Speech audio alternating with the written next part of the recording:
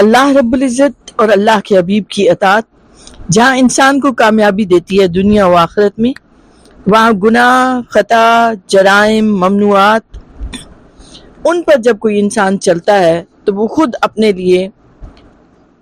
مصیبتوں کو آواز دے رہا ہے، اپنے لیے خود عذاب کو دعوت دے رہا ہے۔ کبیرہ گناہوں کی فہرست بہت طویل ہے۔ ان میں سے عہد شکنی اور وعدہ خلافی پر جو سزا مقرر کی گئی ہے وہ کسی دوسرے گناہ کے لیے تجویز نہیں کی گئی۔ قرآن مجید میں 5 سزاؤں کا ذکر ہے اور وہ 5 سزائیں عہد شکنی پر قرآن مجید نے بیان کی ہیں، جن میں سے ایک یہ ہے کہ وہ آخرت کی نعمتوں سے یکسر محروم کر دیا جائے گا۔ آج ہم سورہ آل عمران کی آیت نمبر 76 سے شروع کر رہے ہیں، جس میں اللہ رب العزت نے ارشاد فرمایا، نحمدہ و نصلی علی رسول الکریم، اما بعد، فاعوذ باللہ من الشیطان الرجیم، بسم اللہ الرحمن الرحیم۔ بلى من أوفى بعهده واتقى فإن الله يحب المتقين إن الذين يشترون بعهد الله وأيمانهم ثمنا قليلا أولئك لا خلاق لهم في الآخرة ولا يكلمهم الله ولا ينظر إليهم يوم القيامة ولا يزكيهم ولهم عذاب أليم وَإِنَّ مِنْهُمْ لَفَرِيقًا يَلْوُونَ أَلْسِنَتَهُمْ بِالْكِتَابِ لِتَحْسَبُوهُ مِنَ الْكِتَابِ وَمَا هُوَ مِنَ الْكِتَابِ وَيَقُولُونَ هُوَ مِنْ عِنْدِ اللَّهِ وَمَا هُوَ مِنْ عِنْدِ اللَّهِ وَيَقُولُونَ عَلَى اللَّهِ الْكَذِبَ وَهُمْ يَعْلَمُونَ ما كان لبشر أن يؤتيه الله الكتاب والحكم والنبوة ثم يقول للناس كونوا عبادا لي من دون الله ولكن كونوا ربانيين بما كنتم تعلمون الكتاب وبما كنتم تدرسون۔ ہاں کیوں نہیں، جس نے پورا کیا اپنا وعدہ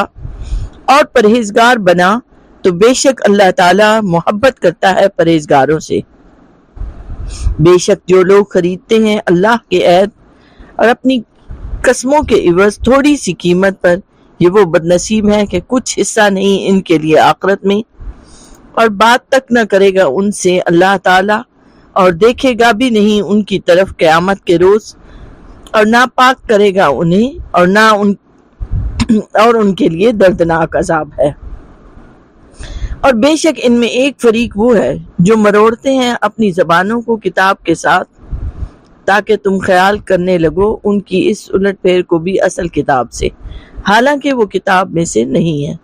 اور وہ کہتے ہیں کہ یہ بھی اللہ کی طرف سے اترا ہے، حالانکہ وہ نہیں ہے اللہ کے پاس سے، اور وہ کہتے ہیں اللہ پر جھوٹ جان بوجھ کر۔ نہیں ہے مناسب کسی انسان کے لیے کہ جب عطا فرما دے اسے اللہ تعالیٰ کتاب اور حکومت اور نبوت، تو پھر وہ کہنے لگے لوگوں سے کہ بن جاؤ میرے بندے اللہ کو چھوڑ کر۔ وہ تو یہ کہے گا کہ بن جاؤ اللہ والے، اس لیے کہ تم دوسروں کو تعلیم دیتے رہتے تھے کتاب کی، اور بوجہ اس کے کہ تم خود بھی اسے پڑھتے تھے۔ ان آیات ربانیہ کو پچھلا سبق جنہوں نے پڑھا ہے اس میں یہ بات ہوئی تھی کہ اللہ رب العزت نے اہل ایمان کو وعدوں کو پورا کرنے کا حکم دیا ہے۔ یہاں اسی کا ذکر آ رہا ہے کہ اللہ رب العزت نے وعدہ پورا کرنے کا حکم دیا، تو جس نے پورا کیا اپنے وعدوں کو، اپنے عہد کو، اپنے معاہدوں کو، جس سے اس کی زبان سے جو نکلتا ہے وہ اسے پورا کرنے کی کوشش کرتا ہے، جس سے جو بات کہتا ہے حق بات کہتا ہے، وہ پرہیزگار بنا، تو فرمایا فإن اللہ یحب المتقین۔ اس لین دین میں کھرے پن کی وجہ سے تجارت میں ان بنیادی اصولوں کی پاسداری نے اسے پرہیزگار بنا دیا۔ اب آپ غور کریں تو یہاں معاشرت کا ذکر ہے، اس لین دین اور تجارت کے اصولوں کا ذکر ہے، ان میں جب انسان وعدہ کرتا ہے اور ان وعدوں کو پورا کرتا ہے، حلال کمانے کی کوشش کرتا ہے، اپنی قسموں کو پورا کرتا ہے،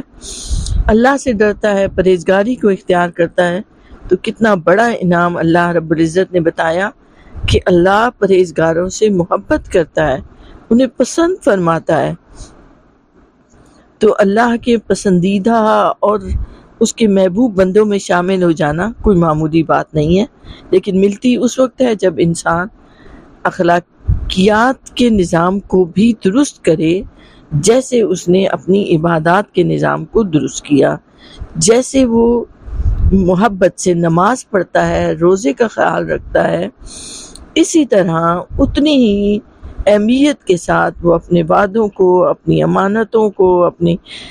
اخلاقیات میں جتنی چیزیں آتی ہیں، سچ بولنے کو اہمیت دے اور کسی طرح سے بھی ان سے نہ ہٹے، ان چیزوں کو پورا کرے۔ تو اللہ رب العزت فرما رہا ہے کہ اللہ محبت کرتا ہے پرہیزگاروں سے۔ اس کے بعد ذکر آتا ہے کہ جو اپنی قسموں کے عوض اور عہد کے عوض تھوڑی سی قیمت لے لیتے ہیں،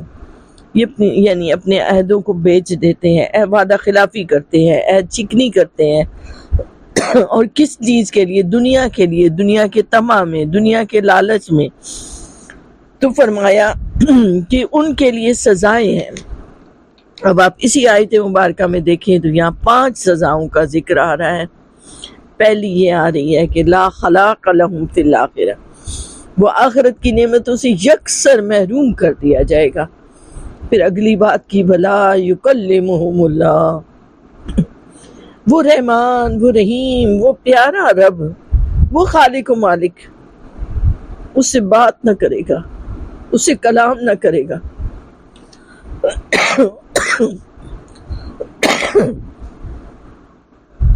معاف کیجیے گا۔ اور پھر فرمایا وَلَا يَنظُرُ إِلَيْهِمْ يَوْمَ الْقِيَامَةِ،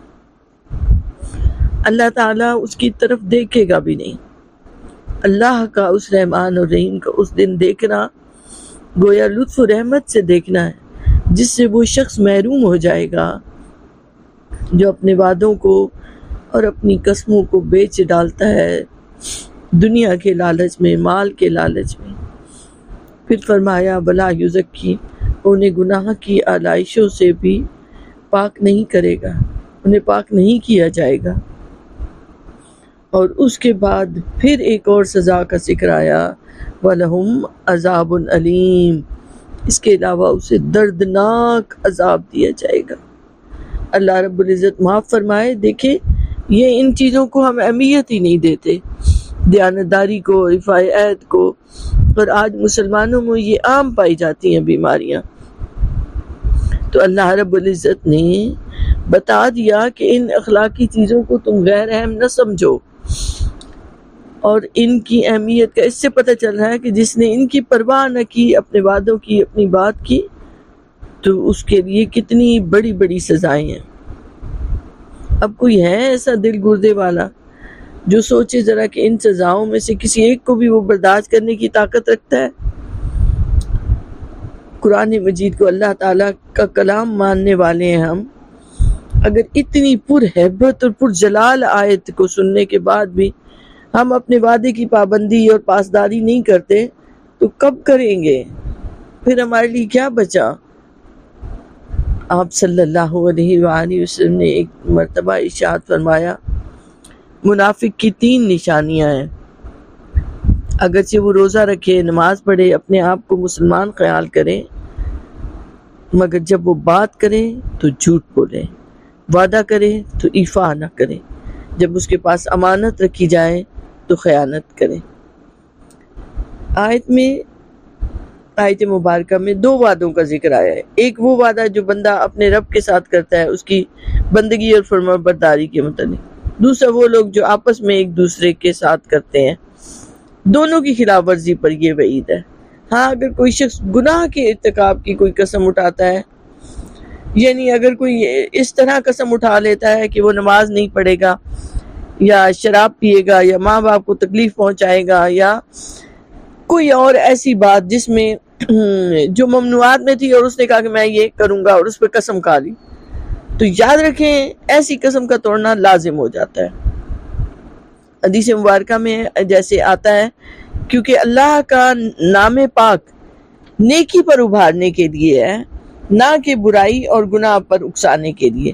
تو ایسی کسی بھی بات کا اگر کوئی قسم کھاتا ہے تو وہ فوراً اس قسم کو توڑ ڈالیں. اس کے بعد ارشاد ہوتا ہے کہ بے شک ان میں ایک فریق ہے جو مروڑتے ہیں اپنی زبانوں کو کتاب کے ساتھ. یہاں لفظ ہوا یلونا کا لفظ، اس کے لفظی معنی لیں تو جھکانا اور مائل کرنا کے معنوں میں آتا ہے، کہ جیسے کسی نے ہاتھ کو اپنے جھکایا یا سر جھکایا تو اس میں یہ لفظ استعمال ہوتا ہے لام واو یہ کا یعنی اس کی اصلی اور فطری وضع میں تبدیلی کر دی. اس لیے اب اس کا استعمال کسی کلام کے الفاظ یا اعراب میں ایسا رد و بدل کر دینا کہ جس سے اس کلام کا اصلی مفہوم ہی بدل کر رہ جائے، یا من گھڑت ایسی تشریح کہ جس کا اس کلام سے دور کا واسطہ بھی نہ ہو، ان معنوں میں یہ استعمال ہوتا ہے. عربی محاورے میں ہم دیکھیں تو یہ جھوٹ بولنے اور من گھڑت بات بنانے کو لوی لسانہ بے قضا کہتے ہیں. علامہ قرطبی رحمۃ اللہ علیہ نے کہا کہ علماء یہود کا یہ شیوہ تھا کہ توریت کی جن آیتوں میں نبی پاک صلی اللہ علیہ وآلہ وسلم کا ذکر پاک ہوتا، یا تو ایسے لب و لہجے سے اسے پڑھتے کہ مطلب بگڑ جائے، یا الفاظ اور اعراب میں رد و بدل کر دیتے، یا ان آیات کا غلط مطلب لوگوں کو بتایا کرتے. اس آیت مبارکہ میں ان کی اس مذموم حرکت کا بیان ہے کہ وہ اپنی زبانوں کو مروڑتے ہیں اور کتاب کو ایسے بیان کرتے ہیں جو الفاظ کتاب میں ہوتے ہی نہیں ہیں، یا اس کا مفہوم ایسے پیش کرتے ہیں جس کا در حقیقت کتاب کے معنی یا الفاظ سے کوئی تعلق نہیں ہوتا، اور لوگوں کو یہ کہتے ہیں کہ یہ اللہ کی طرف سے ہے، حالانکہ وہ اللہ کی طرف سے نہیں ہوتا. وہ تو خود جان بوجھ کے اس میں ایڈ کر رہے ہیں، اس میں ترمیم کر رہے ہیں، لفظوں کو مروڑ رہے ہیں، معنی کو کسی اور انداز سے پیش کر رہے ہیں، کسی ایسے سیاق و سباق کے ساتھ ایسے پیش کرنا کسی بات کو کہ اس کا معنی اور مفہوم ہی بدل جائے، اور انہیں اچھی طرح پتہ ہوتا ہے کہ وہ غلط کر رہے ہیں. پھر وہ اسے کہتے ہیں کہ یہ اللہ کی طرف سے، حالانکہ وہ نہیں ہوتا. اور اس طریقے سے وہ جان بوجھ کر اللہ پر جھوٹ باندھتے ہیں، اور اللہ نے اس کا بھی ذکر کر دیا، اس قرآن مجید میں بتا دیا کہ یہ لوگ اس طرح سے کرتے ہیں. اور پھر فرمایا کہ کسی انسان کے لیے یہ مناسب نہیں کہ جب اللہ اسے کتاب، ایک حکومت اور نبوت دے، پھر کہے وہ لوگوں سے کہ میرے بندے بن جاؤ. یعنی کسی کو اللہ نے انعامات سے سرفراز کیا. اب یہاں کتاب، حکومت اور نبوت کا ذکر آیا ہے تو یہ چیزیں انبیاء کو عطا ہوئی. تو انبیاء تو کبھی یہ نہیں کہیں گے کہ میرے بندے بن جاؤ. وہ نبی تو اللہ کے بندے ہیں، برگزیدہ پیارے محبوب بندے، اس کے احکامات پر چلنے والے اور چلانے والے. تو اس لیے وہ تو کبھی نہیں کہیں گے، بلکہ وہ تو یہ کہیں گے کہ اللہ والے ہو جاؤ، اس لیے کہ وہ تو خود اس کی تعلیم دینے آئے تھے. یعنی جس سے کسی کو ان انعامات سے، یہ کون سے انعامات تھے؟ کتاب، حکومت اور نبوت، ان انعامات سے سرفراز کیا جاتا ہے تو وہ کسی کو اپنی پرستش اور اپنی عبادت کی دعوت نہیں دے گا کہ میرے بندے بن جاؤ، بلکہ وہ تو سب کو یہی کہے گا نا کہ اللہ والے بن جاؤ. وَلَٰكِن كُونُوا رَبَّانِيِّينَ، ربانیین جمع ہے ربانی کی، رب کی طرف منسوب ہے، اس نسبت کی وجہ سے اسے ربی یون ہونا چاہیے، لیکن بعض اوقات مبالغے کے لیے الف نون کا اضافہ کر دیا جاتا ہے. تو اس صورت میں اس کا معنی ہوتا ہے کہ اللہ والا. تو ایک اور اس کے جو معنی دیے جاتے ہیں وہ نفس کی تربیت، اصلاح احوال اور تدبیر امور کرنے والا، یعنی نوع انسانی کی جو صحیح تربیت اور ان کی اصلاح کرنے والے. اور چونکہ نبوت کی بات آئی ہے اس لیے انبیاء کی بات ہو رہی ہے کہ عیسائیوں کو یہ بتایا جا رہا ہے کہ حضرت عیسیٰ علیہ السلام تو نبی تھے، وہ اپنے آپ کو خدا یا خدا کا فرزند کیوں کر کہہ سکتے تھے؟ انہوں نے تو محض اللہ والا بننے کی دعوت دی ہے. تو مقصد یہ ہے کہ اے اہل کتاب، تمہیں تو بطریق اولا ربانی بننا چاہیے، تمہیں تو اللہ والا بننا چاہیے، کیونکہ تمہارے پاس تو رشد و ہدایت کا آسمانی صحیفہ آیا